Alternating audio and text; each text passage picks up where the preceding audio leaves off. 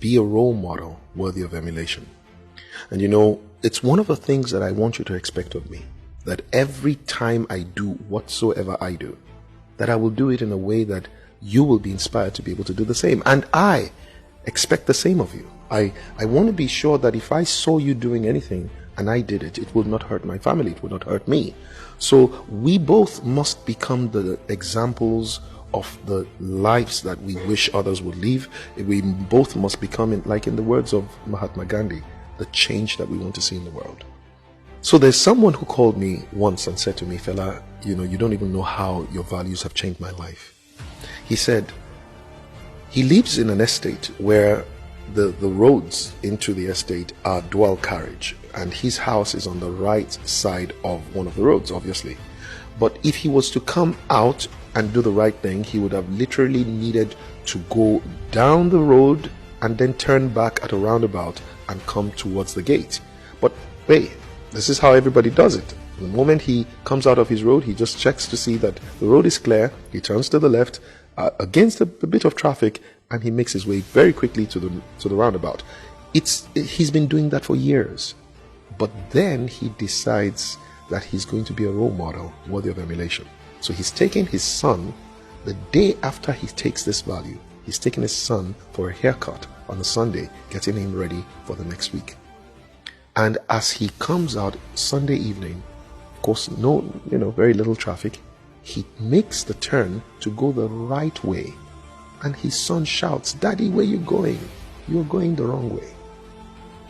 He said to me, tears came out of his eyes, because he realized that apparently all the while he had been showing his son the wrong thing, but because his son believed the best in his dad, his son believed that what his father was doing was the right thing, whereas he'd been modeling the wrong thing.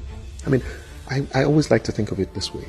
If everyone did what I did, will we have a better nation or a worse nation? That's what guides me. If everyone says the kind of things that I say, will we have a happier nation, a better nation, a more prosperous nation? If everybody arrived at your meetings at the time you arrived, will the meeting ever start on time?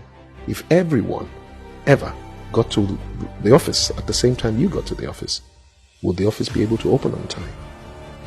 If you can drive in a way that if everybody else drove, we would have smooth and free flow of traffic, that would be a great idea. I want you to be the example that every single other person can. Now listen to this. I went to a university once, a college campus, and there were about 5,000 people that were there to listen to me. And I asked them a very simple question. I said, "How many of you love your parents?" And almost all the hands went up. Then I asked, "How many of you think that your parents are heroes and role models for you in their career, and you would like your career to go, through the kind of career path that they have?" Do you know that in less than 30 seconds, only 6 people had their hands up?